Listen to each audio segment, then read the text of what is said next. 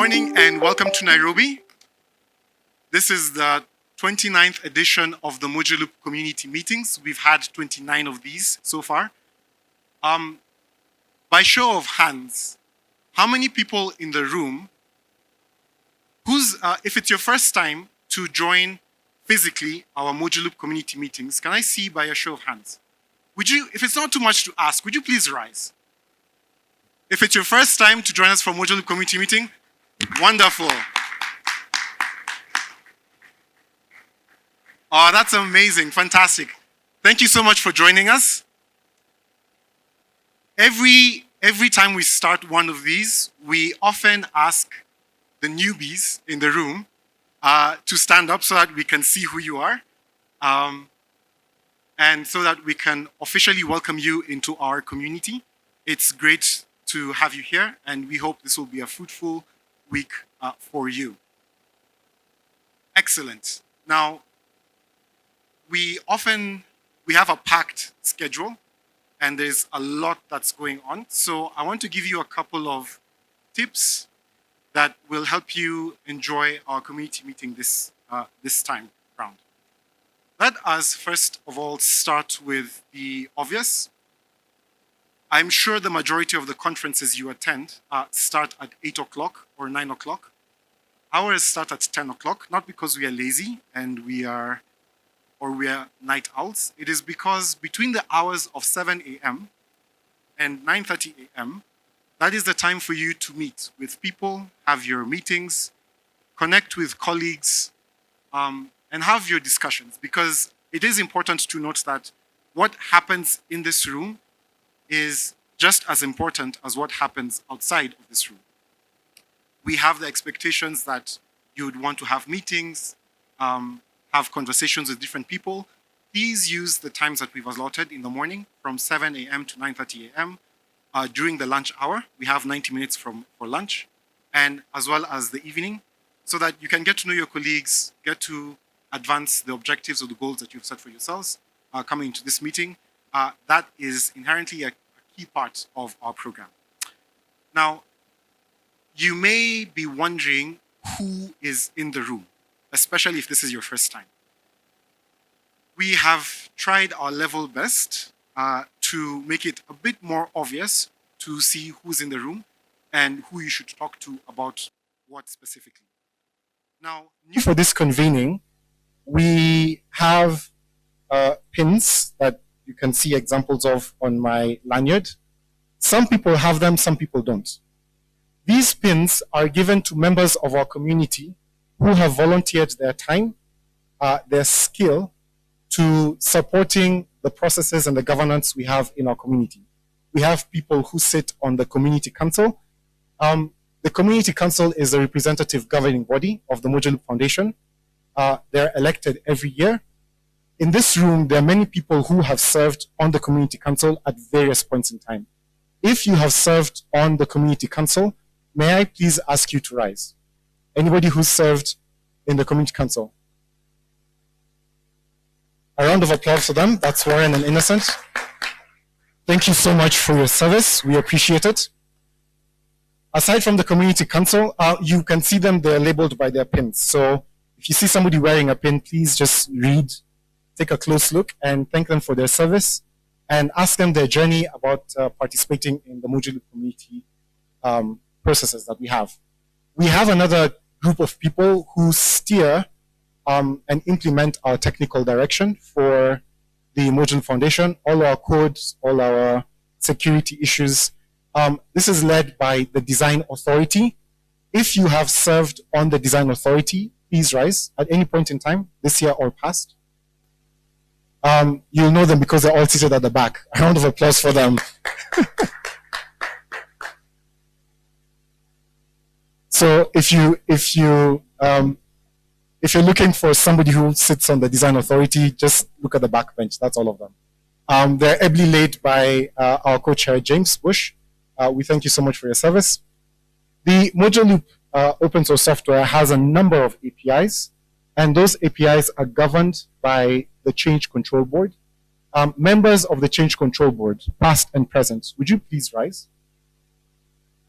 Again, they're seated at the back. A round of applause for them. Excellent. Now, thank you, you may have your seats. These people are ably supported by a number of Mojaloop Foundation staff members. Mojaloop Foundation staff members also have pins. May I ask all the Mojaloop Foundation staff members, wherever you are, please rise.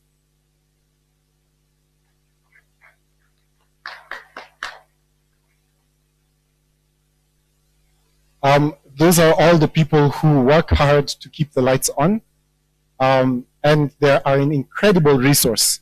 In case you don't know who to talk to, but you know what you're looking for, please approach any of the Mojaloop staff. They'll be able to connect you to the right person, set you up with meetings, whatever you need, they'll be happy to assist. Thank you so much. You guys may have your seats. Amazing. At this point in time, I think I've covered the preliminaries. I'm going to invite our Executive Director, Paula Hunter, to officially open our convening this time. Paula. Thank you, Simeon. My comments today will be brief because I know you really want to get to the substance of the day. But I did want to comment on how exciting it is to see such growth in participation in these meetings. To see so many of you stand up and say this is your first time here with us is very exciting. And as I pass the session over to Steve shortly, you'll see some examples of that growth that we've seen across the community, across the continent, and around the world with folks that are interested or in the process of deploying Mojaloop. I also I'm happy to see the growth in the number of VIPs that are with us here today. And in the spirit of calisthenics, as Simeon has asked folks to rise, I would also like to call on some VIPs that are here with us today to rise and make themselves known to the room. First of all, we have His Excellency Abdinasar Mohammed Hersi, who's the governor of the Central Bank of Somaliland. Thank you. We have the Honorable Hassam Jallo, Permanent Secretary in the Ministry of Communications and Digital Economy, Republic of Gambia. And Mr. Jean-Henri Colombo, Director General, the National Agency for Clinical Engineering and Digital Health from the Democratic Republic of Congo.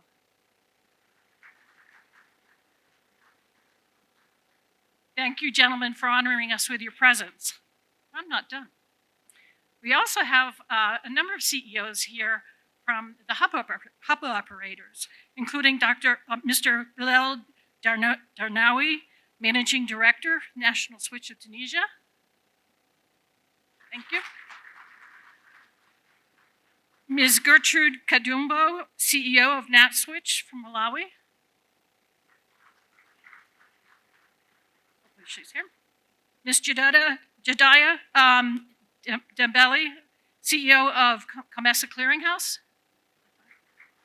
There she is in the back. She's hanging out with the techies in the back. Mr. Twenebo Kodua, the CEO of the Ghana Association of Savings and Loan Companies. And Mr. Winston Damarillo, CEO of Higala from the Philippines. So I hope you see how international in scope we are, how many different countries are here today, this week. I'm sure you'll enjoy talking to them about their experiences with Mojaloop. I'm sure you probably have some common interests and objectives for your countries as well. I'd also like to recognize several important hosts and collaborators with us. We have from the Central Bank of Kenya, Mr. Michael Iganza, Director of Payments. Thank you, sir. Our co-host, the Kenya Bankers Association, Mr. Fidelis Muaya. He's representing Mr. Raymond Malenge, the CEO, who got, as CEOs often do, got pulled into another assignment. But thank you for representing him. And Mr. Gituku Kikira, CEO of IPSL Kenya. Yes? No, okay. And last but not least, our sponsor, the Gates Foundation, Miller Abel, and and team are here today. We thank them for their generous support. So onward. I have two last opening remarks, and then I will pass on to my colleague Steve. First of all, I want to talk about Simeon Arico. When I was starting to found the Mojaloop Foundation in 2019, I was being handed stewardship of the Mojaloop Open Source Project from the Gates Foundation. And I was also being introduced to a community of developers that have brought us to a point where we were ready to really go public with the Mojaloop offering. So in 2020, the first thing I had to do is start staffing up the foundation. And guess what? A global pandemic hit. And I started interviewing staff on Zoom. And Simeon was my very first hire as our director of community. And it wasn't for another year that I actually understood how tall Simeon was. We had to limp along during our first year of formation, hiring up a team and meeting a lot of time virtually on Zoom. So Simeon is directly responsible for where we stand today as a very robust global community, well-governed. Our colleagues in the digital public infrastructure space admire the work that Simeon has done in developing this global community. And sadly, this is Simeon's last week at Mojaloop. He tells me that he and his wife have decided to build a house, which is the best way to test out a new marriage. So if you see him in Nairobi next week looking at faucets and tile, that's what's going to be occupying Simeon's short-term interests as he departs Mojaloop. But we hope to see him amongst the ecosystem in months to come. He's not yet ready to commit to anything permanent, but I'm sure we'll see him again. And we greatly appreciate his support to the Mojaloop Foundation. So you may take us to, you stand.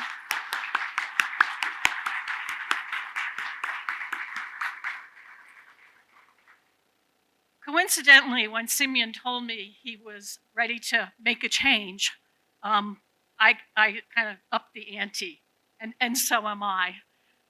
This gray hair is the accumulation of many years in the high-tech and nonprofit sector. And in spite of how youthful you may think I am, I am now of an age where it is appropriate for me to retire. So I'm telling you today that as of next year in Q1, I will be formally retiring as executive director of the Mojaloop Foundation. It's a very bittersweet decision. It's time. My family thinks it's time for me to stay home more and not travel the world. But the board of directors is working with me on a succession plan to find the next executive director to take the Mojaloop Foundation into the next evolution of our work. So I want to honestly thank everyone in the room that joined us here today, but in particular those community members that I've been visiting with since 2019. It's been a glorious experience, and I will greatly miss it and miss all of you. So with that, I want to move on and ask Steve to come up and talk about our onward march, our growth, and what you'll expect to see this week. Thank you.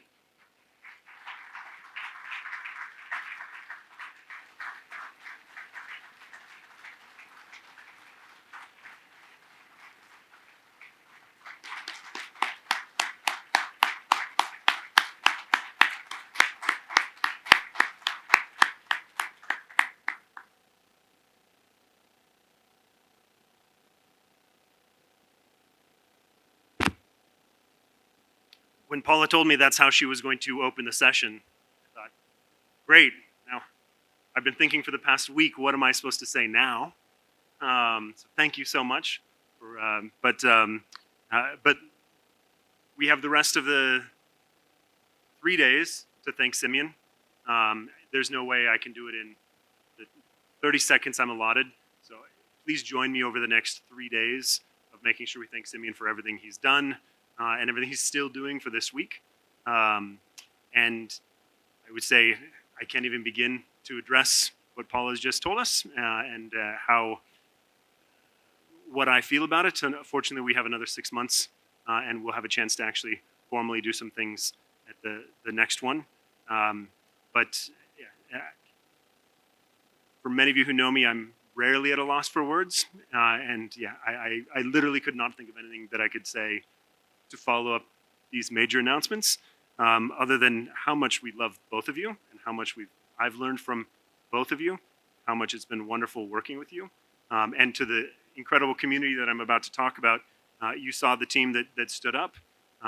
Rest assured, the rest of us are firmly here to support you for a long time, and we can't thank Simeon and Paula enough for the foundation that they have built that has allowed us to do everything we've done so far and everything we're going to do for the next 10 years. But again, this is not the time for those speeches. I just had to address what's happened. So if we could have once more, just a round of applause for both of them before I move on.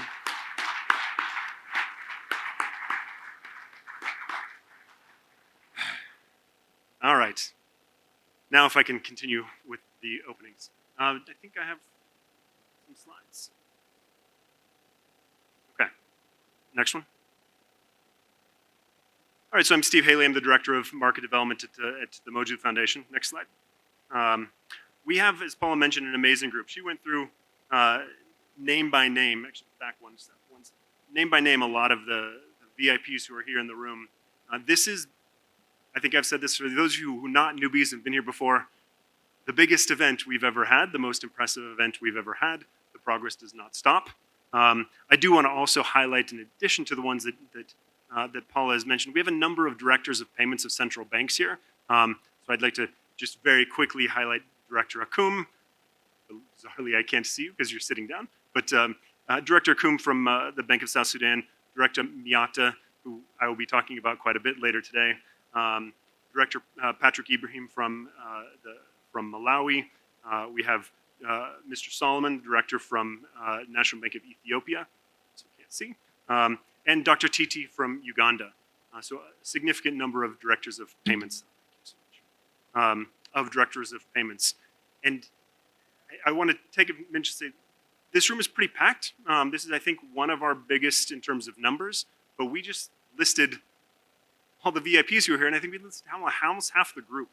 So just keep in mind, when you're in this group, this is a very select group of people who've come here, and I'm very excited to be here with you today. I also want to talk about some progress that we've made with, over very briefly before getting into our sessions.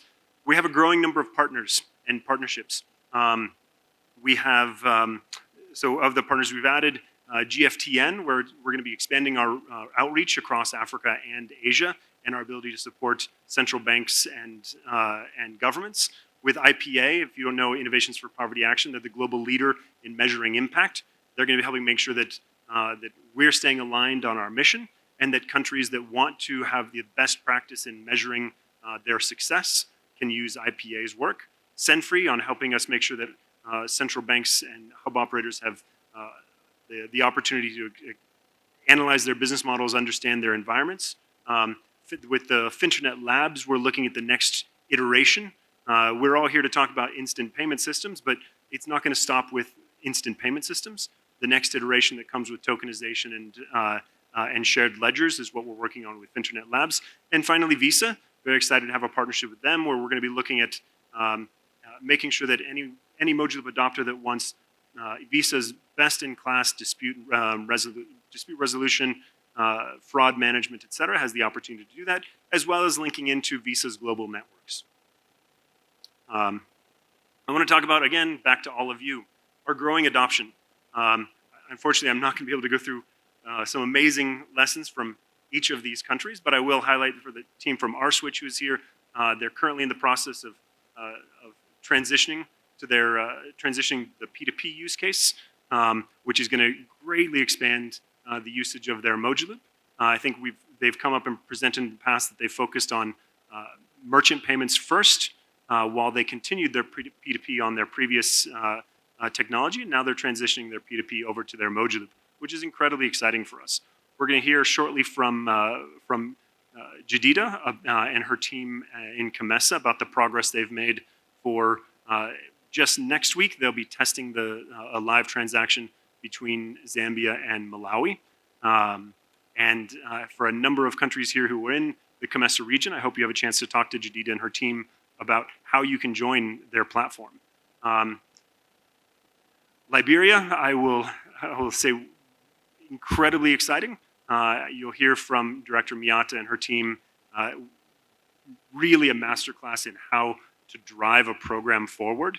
Um, and the team from Bangladesh Bank is here, who has set up an amazing program. Thank you. And we're going to hear about something else that's been exciting to me about what Bangladesh Bank has done.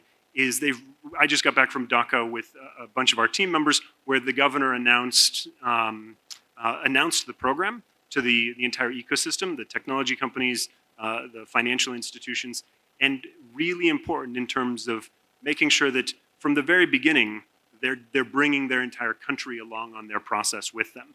And one of the outputs of that you're going to hear about this morning is their SI Accelerator program, where Bangladeshi SIs have, within a matter of a few weeks, been able to pick up Mojaloop and really be able to deploy it and drive with it.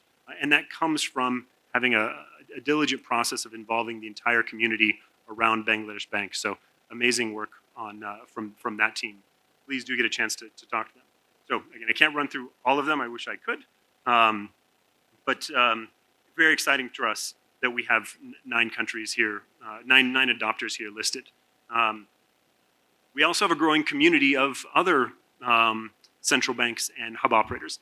These are the countries who are represented by hub operators and central banks in the room. Some of them are well on their path. Some of them might ask me afterwards, why didn't I get listed as an adopter? We have a criteria, but we didn't want to get ahead of ourselves. But a lot of these countries are actually well on their path towards becoming Mojaloop adopters. Some of them are still in the exploration phase, and we're very happy and pleased to talk to them, answer any questions that they may have.